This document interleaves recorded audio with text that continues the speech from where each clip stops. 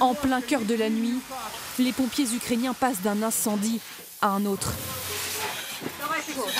Évacuent au plus vite les habitants avant qu'ils ne soient asphyxiés par les fumées. Plusieurs immeubles d'habitation ont été touchés. Kiev a subi l'une des pires attaques aériennes depuis des mois.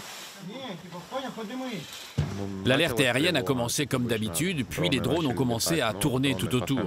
Au début, j'écoutais juste le son, j'essayais de dormir et puis j'ai entendu un gros boom, une explosion et les éclats de verre ont volé. Une nuit assourdissante. Dès 23h30, le ciel de Kiev est transpercé par des centaines d'éclats. À la pluie de drones russes, répond la défense antiaérienne ukrainienne. Kiev affirme avoir abattu 6 missiles et 245 drones rien que cette nuit. Certains se réfugient dans les souterrains du métro, d'autres restent chez eux, comme si 3 ans de guerre les avaient habitués au risque. Bien sûr que j'avais peur. Mais je me disais, ils tirent tous les soirs. Tous les jours, il y a des alarmes aériennes. Ça va aller. Mais tout à coup, la vitre a explosé. Il y avait de la fumée partout. J'ai entendu des drones voler peut-être 8 à 10 fois. C'était tellement bruyant. Il y a plus d'une dizaine de blessés.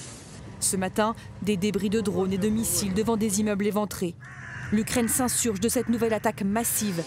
Moscou affirme avoir aussi été visé par des drones cette nuit. Preuve s'il en faut que la guerre est toujours aussi intensive.